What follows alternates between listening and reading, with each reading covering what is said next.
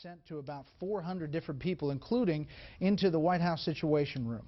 There you see the U.S. diplomatic mission in Benghazi under attack. Approximately 20 armed men firing shots. Explosions heard. Ambassador Stevens currently in Benghazi. 4 Chief of Mission embassy personnel in the compound safe haven. About 50 minutes later, the firing in Benghazi has stopped. A response team on site to locate the Chief of Mission embassy personnel.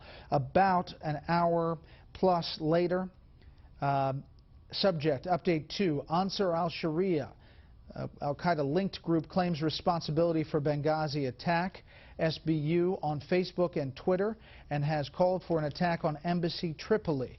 Later that night, 11:57 p.m., subject, update 3, Benghazi shelter location also under attack. This is the annex, about a mile away. Current shelter location for COM, Chief of Mission, embassy personnel in Benghazi, under attack by mortar fire. Are reports of injuries to Chief of Mission staff. Posting something on Facebook is not, in and of itself, evidence. And I think it just underscores how fluid the reporting was at the time and continued for some time to be. The Independent Accountability Review Board is already hard at work, looking at everything, not cherry-picking, one story here or one document there, but looking at everything. It's been described as a mob action, but there are reports that they were very heavily armed. This is not a situation that was exactly the same as what happened in Egypt. My suspicion is that there are folks involved in this who were looking to target Americans from the start. What we do know is that the natural protests that arose because of the outrage over the video were used as an excuse by extremists to see if they can also directly harm U.S. interests. Well, we don't know yet. I heard Hillary Clinton say that it was an act of terrorism. Is it? What do you say? Well, we're still doing an investigation. There is no speech that justifies mindless violence.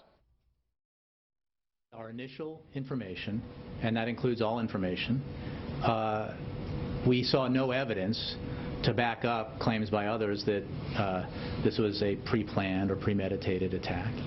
We saw evidence that it was sparked by the reaction to this video. And that is what we know thus far, based on the evidence, concrete evidence, not supposition, concrete evidence that we have thus far.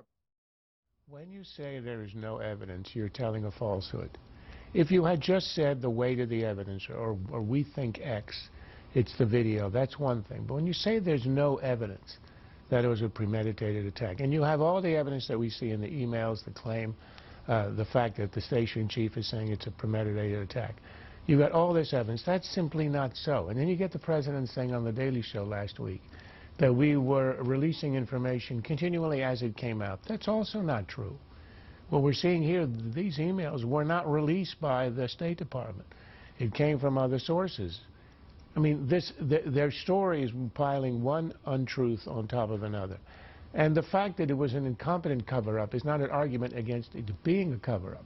A lot of cover-ups and crimes and other stuff in life are incompetent. There's no evidence. That's not evidence that it wasn't. And the theory I have is they might have thought at the beginning this is going to be a terror attack, we're going to have to go out with it. But remember what happened between the attack and the Susan Rice appearance. 3 days of unrelenting media coverage of Romney, the Romney statement, the attacks on Romney, the gaffe he made and all that. The media were uninterested in the story. They might have made a calculation. The media is interested in the Romney stuff. They're not going to be interested in this all detail. We ride it out until Election Day. What the Secretary of State said in the statement that we saw is, let's not rush to any judgment because we're going to get the report of her committee. Do you know when her committee is going to report? In the middle of next month. That means after Election Day. All they wanted to do from the beginning is to string it out until Election Day.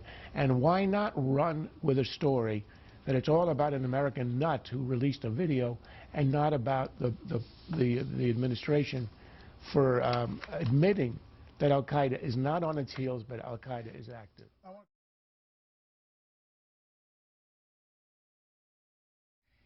Mitt Romney has one of the biggest megaphones that any human being can have. He is the Republican nominee for president.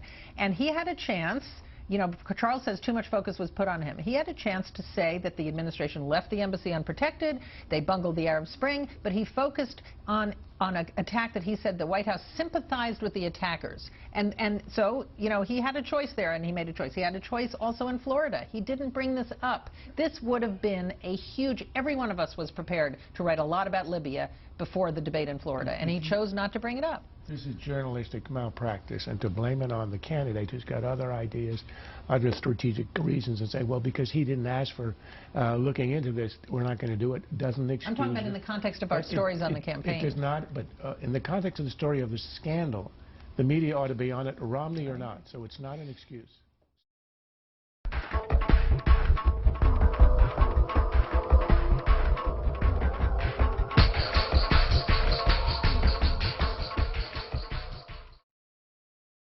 This has been a Sunfish production.